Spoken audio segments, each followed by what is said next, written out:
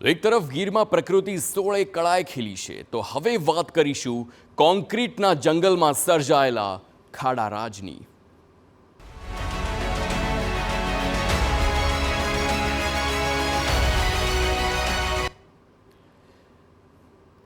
સૌથી પહેલા વાત દાહોદની કરીએ। દેવગઢ બારિયા પાસેનો આખો પુલ ધોવાયો છે। પાનમ નદી પરનો આ પુલ વરસાદી પાણીમાં ધોવાઈ ગયો ને તેના દ્રશ્યો પણ જોવા મળ્યા।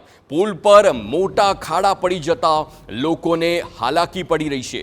રસ્તાની હાલત બિસ્માર બનતા અકસ્માતનો ભય પણ લોકોને સતાવી રહ્યો છે। સ્થાનિકોએ તાત્કાલિક પુલના સમારકામની પણ માંગ કરી છે અને જો સમારકામ નહીં થાય તો મોટી દુર્ઘટના સર્જાઈ શકે છે। રસ્તાની હાલત બિસ્માર અને આ બિસ્માર રસ્તાના કારણે મોટી દુર્ઘટના સર્જાય તેવી ભીતિ લોકોને સવાઈ રહી છે, કારણ કે હજુ પણ અવિરત વરસાદ પડી રહ્યો છે, આગાહી પણ છે અને તેવામાં જો વરસાદ વધારે પડે તો આ રોડને વધુ નુકસાન થાય તેવી શક્યતા વ્યક્ત કરવામાં આવી છે।